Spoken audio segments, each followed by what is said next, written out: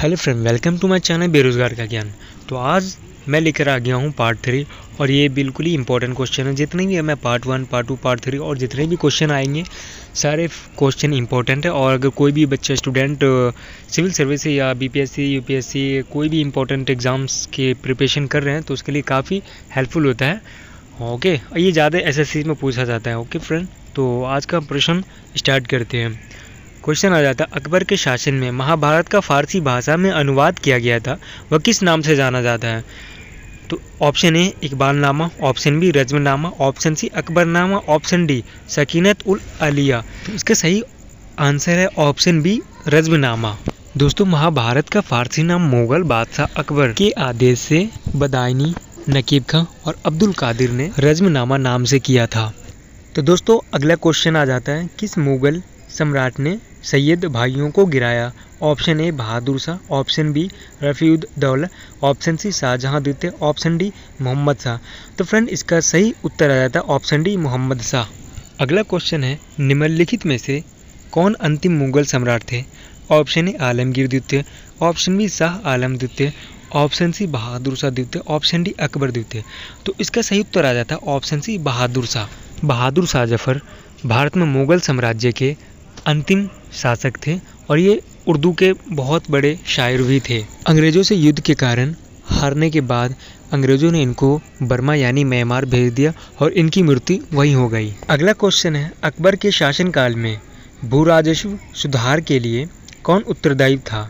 Option A Birbal, option B Todarmal, option C Jaisingh और option D Biharimal. तो इसका सही उत्तर आ जाता ऑप्शन बी टोडरमल। दोस्तों, टोडरमल जाब्ता प्रणाली के वास्तविक जनक थे और उनकी इस प्रणाली को सबसे पहले शेरशाह ने प्रयोग किया था। दोस्तों, अगला प्रश्न है, अकबर द्वारा बनवाए गए उपासना भवन या पूजा गृह का क्या नाम था?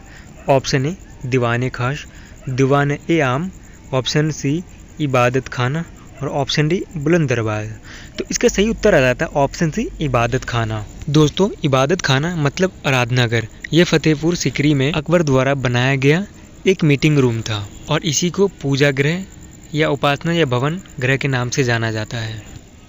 अगला प्रश्न है, सुप्रसिद्ध संगीत ध्याय तानसेन और बेजू बावरा किसके शासनकाल में सुविख्यात थे? Option A Jahangir, option B Bahadur Shah Zafar, option C Akbar, option D Shahjahan. तो इसका सही उत्तर आ जाता है ऑप्शन सी अकबर।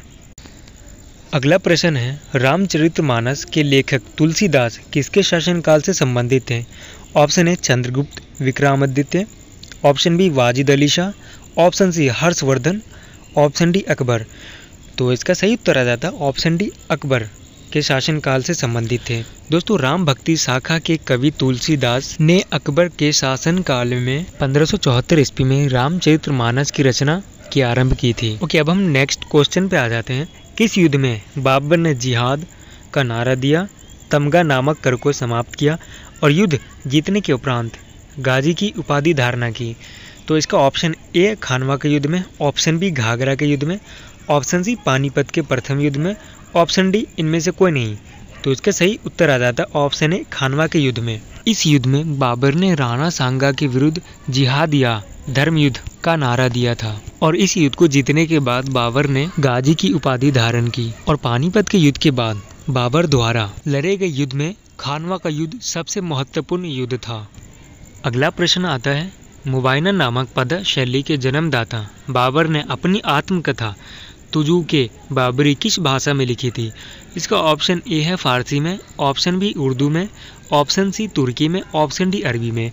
तो इसका करेक्ट आंसर आ जाता ऑप्शन सी तुर्की में। बाबर पिता से तैमूरी थे और माता से चंगेज खां के वंशज थे। अगला प्रश्न आता है, बाबर मूल रूप से कहाँ का शासक था? Option A Fergana, option B Kandahar, option C Taxila, option D Punjab. तो इसका सही उत्तर आ जाता ऑप्शन ए फरगान। तो दोस्तों, ये थे आज के हमारे अंतिम क्वेश्चन। आशा करता हूँ कि आपको वीडियो अच्छी लगी होगी। तो फ्रेंड, मिलते हैं अगले पार्ट में।